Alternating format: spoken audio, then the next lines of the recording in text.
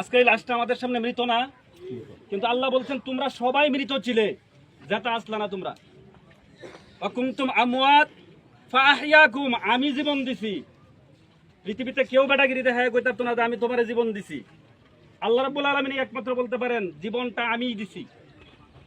বাপে কইতে পারবো খাওয়াইছি, পড়াইছি, ফালছি, মা কইতে পারবো দুধ খাওয়াইছি বা অনেক কিছু করছি তোর লাগি, চিকিৎসা করছি, কিন্তু জীবন দিছি শব্দটা শুধুমাত্র আল্লাহর জন্য খাস। আর কেউ জীবন দিছি এই বেটাগিরি এই বাহাদুরি দেখাইতে পারবে না। সুতরাং আল্লাহ আমাদেরকে জীবন দিছেন, এরপরে বলছেন আবার মৃত্যু দিব, আবার আমার কাছে ফিরে আসতে হবে। সুতরাং এই অবস্থায় আল্লাহ বলছেন যে কিভাবে তুমি নাফরমানি করো আমার।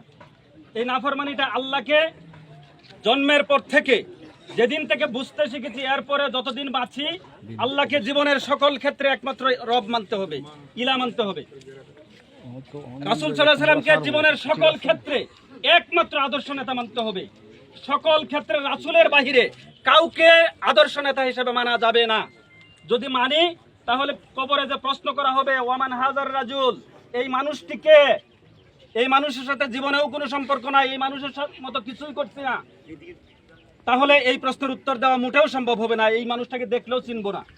এই মানুষের মতোই জীবনটা চালাইতে হবে, ওই ব্যক্তির মতোই নিজেকে গড়ে তুলতে হবে।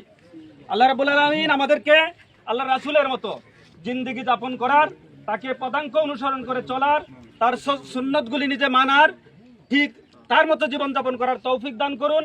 এবং মরহুম মুসলিউদ্দিন সাহেবকে আল্লাহ রাব্বুল আলামিন জান্নাত নসিব করুন। ওনার সারা জিন্দেগির বান্দা হিসেবে যদি খাতা কুচুরি থেকে থাকে, গুনাহ থেকে থাকে, আল্লাহ রাব্বুল আলামিন যেন ওনাকে মাফ করে দেন। ওনার সারা জীবনের ভালো আমলগুলি কবুল করে আল্লাহ রাব্বুল আলামিন তাকে জান্নাতুল ফেরদাউস দান করুন। ওনার পরিবার পরিজনদেরকে আল্লাহ রাব্বুল আলামিন সবরে জামিল দান করুন। এই কথা বলে আমি শেষ করছি। আসসালামু আলাইকুম ওয়া রাহমাতুল্লাহি ওয়া বারাকাতুহু।